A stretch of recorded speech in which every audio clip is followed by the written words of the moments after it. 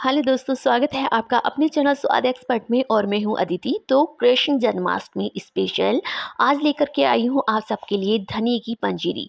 कान्हा जी के भोग में जो भोग होता है ना, उसमें एक स्पेशल जो भोग होता है वो होती है धनिए की पंजीरी। तो इसको बनाने के लिए यहाँ पर गैस पे मैंने रख दिया है एक पैन, और पैन में डाला है मैंने 1 चम्मच शुद्ध देसी घी, घर का बना हुआ। तो जब भी आप भोग तैयार करें तो देसी घी में ही बनाएं, बहुत ही ज़्यादा स्वाद उसका बढ़ जाता है। तो यहाँ पर देखिए, मैं ले रही हूँ 1 कप भर के साबुत धनिया, अखा धनिया या खड़ा धनिया, जो भी आप बोलते हैं, डाल दिया है मैंने पैन में।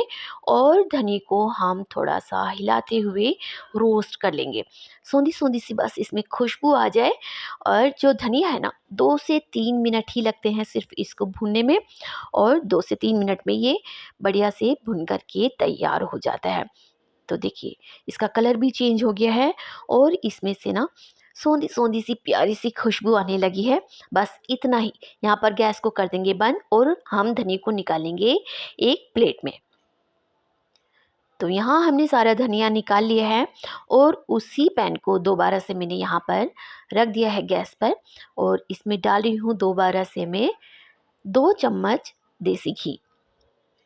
और जैसे ही हमारा घी हो जाता है गरम, और इसमें हम डालेंगे बादाम। तो यहाँ पर मैंने 1/4 कप लिए हैं बादाम, और बादाम को भी हम बिल्कुल लो फ्लेम पर थोड़ा सा ना रोस्ट कर लेंगे, भून लेंगे इन्हें इस तरीके से घी में। तो जो इनका कच्चापन है वो भी ख़त्म हो जाएगा, और जो हमारे बादाम हैं उनमें भी एक क्रंचीनेस आ जाएगी बढ़िया सी।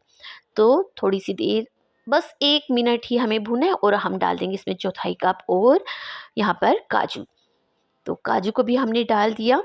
दोनों चीज़ों को अच्छे से रोस्ट कर लेंगे 1 मिनट के लिए सिर्फ।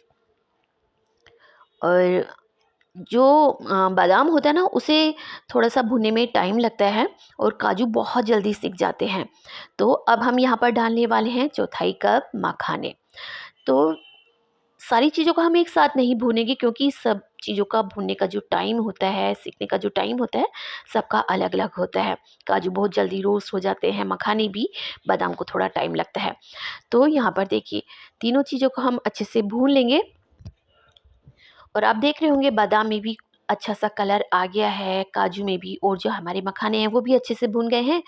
तो अब हमें करना क्या है, इन सारी चीज़ों को हम निकालेंगे एक अलग प्लेट में। तो अब वही पैन को मैंने दोबारा से रख दिया है गैस पे। इसमें हल्का सा घी लगा हुआ है, तो इसमें डाल दिए हैं मैंने मगज़ के बीज, यानी कि जो खरबूजे के बीज होते हैं ना, उनको मैंने डाल दिया है। तो इनको भी हम यहाँ पर अच्छे से रोस्ट कर लेंगे।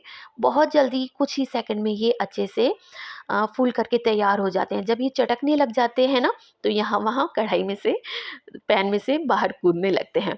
तो बस जब इनके चटकने की आवाज़ बंद हो जाए, तो समझिए आपके जो सीड्स हैं ना, अच्छे से सीख गए। आप यहाँ पर चाहें तो जो पम्पकिन सीड्स होते हैं उनको भी यूज़ कर सकते हैं, तरबूज के जो बीज होते हैं उनको भी यूज़ कर सकते हैं। तो वो पूरा मर्ज़ी आपकी है, डिपेंड करता है आप पे, आप क्या-क्या डालना चाहते हैं। तो यहाँ गैस को बंद कर दिया है, और ये जो बीज है ना, इनको भी मैं निकालूँगी। हमारे काजू, बादाम और मखाने जो हमने सेक करके रखे थे ना, उन्हीं में निकाल करके रख लूँगी। तो अलग प्लेट में रख रही हूँ, ताकि ये भी जो चीज़ें मैं सेकती जाऊँ, और जो सिक चुकी हैं वो जल्दी-जल्दी से ठंडी होती रहें। तो इसको हटा देते हैं, और दोबारा से हम रख लेते हैं पैन को। और अब यहाँ पर मैं डाल रही हूँ 1 कप भर के जो नारियल होता है ना, खोपरा या गोला जिसको बोलते हैं हम, उसको मैंने कद्दूकस कर लिया था। और इसको भी हम बहुत ज़्यादा रोस्ट नहीं करेंगे, क्योंकि इसके अंदर खुद ही ऑयल होता है, तो थोड़ा-सा इसे रोस्ट करके निकाल लेंगे। तो इसे भी मैंने एक अलग प्लेट में निकाल लिया है, और अब दोबारा से मैंने पैन को रख दिया है, और अब मैं इसमें डाल रही हूँ बिल्कुल थोड़ा-सा आधा चम्मच घी। और जैसे ही हमारा घी मेल्ट हो जाता है, और इसमें डाल दूँगी मैं थोड़ी-सी किशमिश। तो किशमिश जो होती है ना, बहुत जल्दी फूल जाती है, और अगर इसे हम पहले डालते तो जलने लग जाती, इसलिए इसको अलग से भून रही हूँ। और बहुत ही जल्दी ये सिक जाती है, और देखिए फूल भी जाती है।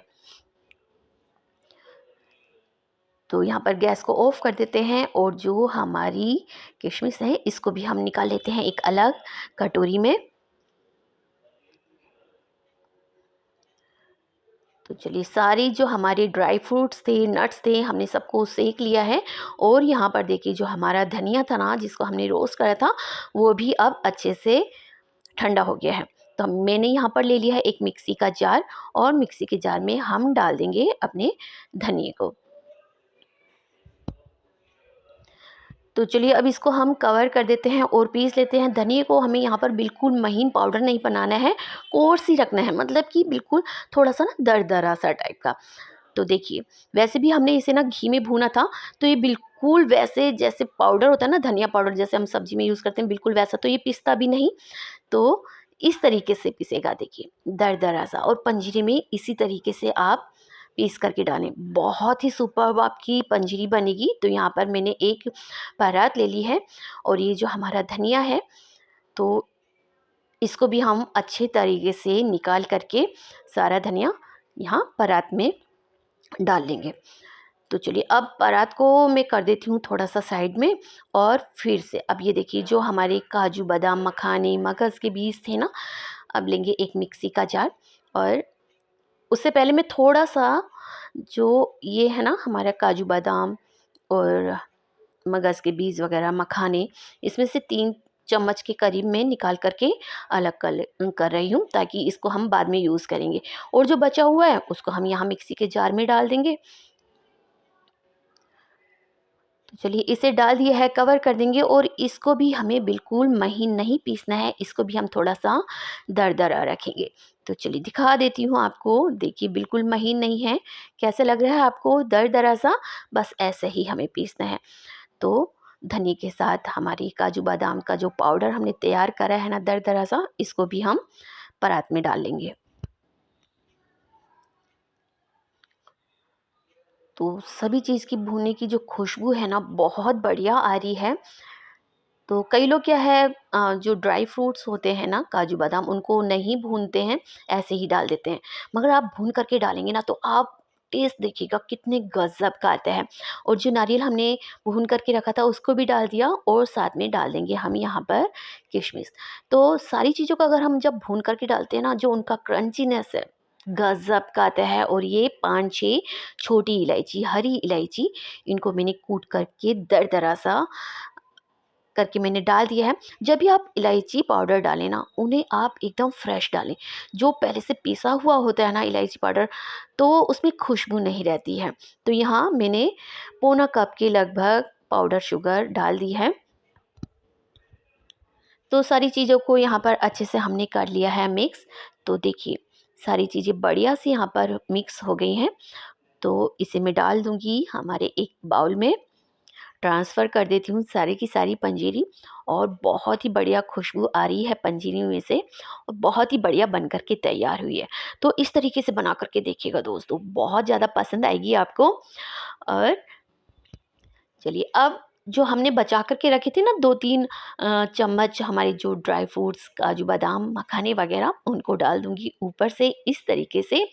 और ये देखने में भी कितना सुंदर और बढ़िया लग रही है। और देखिए कितनी जल्दी से हमारी पंजीरी बन कर के तैयार हो गई है। कान्हा जी को ये भोग लगाइए हमेशा, मतलब मंदिरों में भी जब जन्मोत्सव होता है, कृष्ण जी का जन्म होता है, तो ये धनिये की पंजीरी प्रसाद में मिलती है, और इतनी बढ़िया लगती है ना दोस्तों, गज़ब का टेस्ट आता है इसका। तो आप खुद भी बनाइए, घर में सबको यही प्रसाद दीजिए, इस तरीके से बनाइए, बहुत पसंद आएगा आपको। और प्रसाद तो हमारा तैयार है। तो आपको पता है जो कृष्ण भगवान होते हैं ना, बिना तुलसी जी के तो वो भोग ही नहीं लगाते हैं। तुलसी बिना तो भोग ही नहीं लगता है कृष्ण भगवान को।